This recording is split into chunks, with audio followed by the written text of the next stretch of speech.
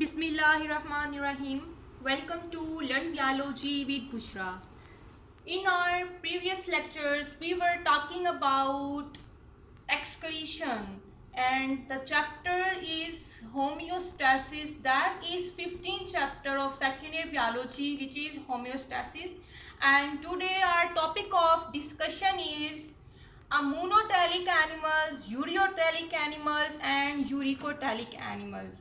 आज के लेक्चर में मैं आपको स्टूडेंट्स बताऊंगी कुछ ऐसी सिंपल ट्रिक्स जिसके ज़रिए आप पता लगा सकते हैं या हमेशा के लिए याद रख सकते हैं कि कौन से एनिमल्स मोनोटेलिक हैं, कौन से एनिमल्स यूरियोटेलिक हैं और कौन से एनिमल्स यूरिकोटेलिक एनिमल्स कहलाते हैं.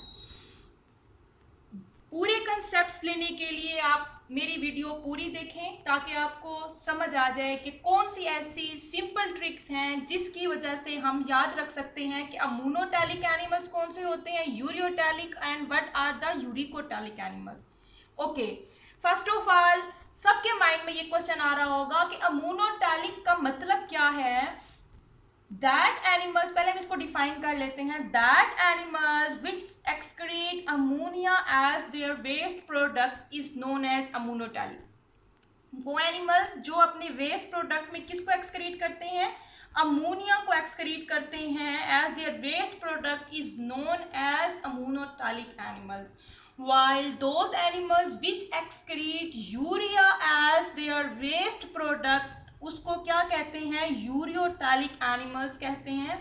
यूरियोटेलिक एनिमल्स पता है स्टूडेंट्स आपको, यूरियो द वर्ड खुद ही बता रहा है, यूरियो निकला है यूरिया से. तो यूरियोटेलिक एनिमल्स कौन से होंगे, that animals which excrete urea as their waste product. Move करते हैं यूरिकोटेलिक एनिमल्स की तरफ. That animals which excrete uric acid as their waste product is known as uricotelic animals.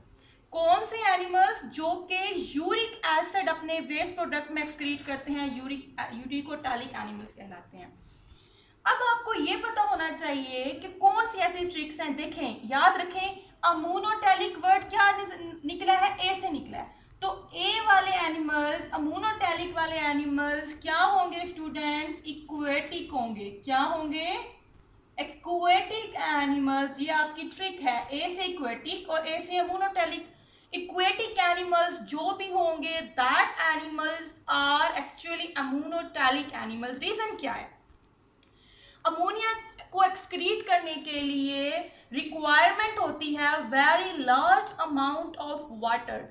Ammonia requires very large amount of water for its removal. Therefore, in aquatic medium, large amount of water is present in aquatic medium. For example, हम ले लेते हैं pond का medium ले लेते हैं ना example के तौर पे. तो पॉन्ड के मीडियम में क्या होता है, ज़्यादा वाटर मौजूद होता है. जब ज़्यादा वाटर मौजूद होगा देयरफॉर हम उसको कह सकते हैं कि ये क्या हो गए, इजीली अमोनिया को अपने बॉडी से एक्सक्रीट कर देते हैं. For removal of 1 gram of ammonia nitrogen 500 ml water is required. 500 ml water requirement होती है. अगर हमने फॉर एग्जांपल एक अमोनिया के मॉलिक्यूल के अंदर से एक नाइट्रोजन को क्या करना है, निकालना है, वेस्ट प्रोडक्ट निकालना है, तो उसके लिए हमें 1 ग्राम को निकालने के लिए 500 ml वाटर रिक्वायरमेंट होती है. 500 ml वाटर, आपको पता है कितना ज़्यादा ml वाटर रिक्वायरमेंट होती है. इसीलिए वो एनिमल्स जो वाटर मीडियम के अंदर रहते हैं उनके अंदर बाहर क्या होगा, वाटर ज़्यादा मिकदार में मौजूद होगा. When water is present in abundant quantity, कसरत में मौजूद होगा, then that animals excrete ammonia and that animals are known as monotelic animals. Example कौन सी होती है, फिशेस. फिशेस की एग्जाम्पल है. फिशेस कौन सी होती हैं, फिशेस वो एनिमल्स हैं हमारे जो कि इक्वेटिक हैबिटेट के अंदर होती हैं. देयरफॉर टिपिकल फिश जो है वो मोनोटेलिक एनिमल है. एमसीक्यूज भी आपका आ सकता है कि फिशेस का वेस्ट प्रोडक्ट क्या है, अमोनिया है. फिश का वेस्ट प्रोडक्ट क्या है students, ammonia. Fish excrete ammonia as their waste product. क्यों, क्योंकि एक्वेटिक हैबिटेट है इसकी, पानी ज्यादा इसके अंदर मौजूद होगा। जब पानी ज्यादा इसके अंदर मौजूद होगा, इट मीन्स कि ये इजीली अपने अंदर से नाइट्रोजन को अमोनिया के अंदर जो है वो क्या कर सकती है, अमोनिया की सूरत में उसको रिलीज कर सकती है। इस तरह के एनिमल्स को हमने अमोनोटैलिक का नाम दिया है। और जो टिक थी वो कौन सी थी, A for ammonotelic and A for aquatic, याद रखिएगा। नेक्स्ट मूव करते हैं हम अपने नेक्स्ट, हमारी जो टर्म है that is ureotelic animals. Now what are the ureotelic animals? Ureotelic animals, the word derive from word urea. It means that animals which excrete urea as their waste product is known as ureotelic animals. Urea को excrete करते हैं, उनका जो फालतू मादा waste product होता है, excretion उनकी जो होती है वो किसके जरिए होती है, वो यूरिया एक्सक्रीशन होती है। क्यों यूरिया एक्सक्रीशन होती है? क्योंकि यूरिया को एक्सक्रीट करने के लिए क्या अडाप्टेशन है इनकी बॉडी के अंदर कि as small amount of water requirement है for the removal of urea, for 1 gram of nitrogen removal of urea. मतलब अगर हम यूरिया की फॉर्म में नाइट्रोजन को रिमूव करें, 1 ग्राम नाइट्रोजन को रिमूव करने के लिए only 50 ml water is required. Comparison करें आपको बात समझ आ जाएगी। जब हमने स्टूडेंट्स अमोनोटैलिक की बात की थी, हमने अमोनोटैलिक के अंदर किसकी बात की थी, हमने अमोनोटैलिक के अंदर बात की थी वाटर की और अमोनिया की। यूरियोटैलिक के अंदर हमने बात की वाटर की एंड यूरिया की।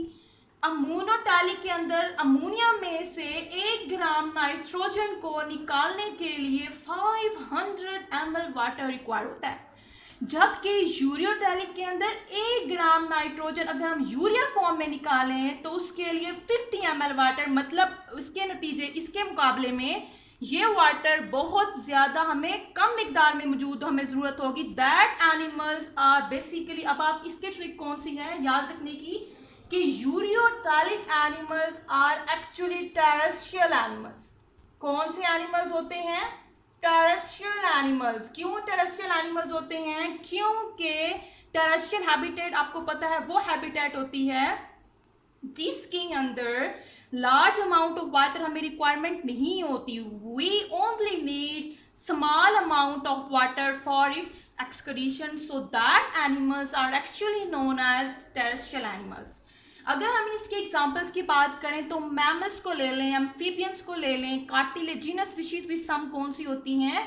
यूरियोटैलिक एनिमल्स होती हैं।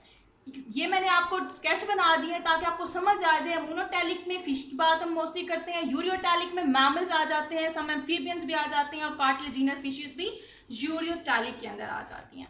मूव करते हैं next and last but not least is uricotelic animals. Uricotelic animal कौन से होते हैं?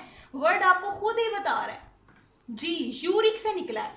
Uricotelic is derived from uric, so that animals which excrete uric acid as their waste product is known as uricotelic animals.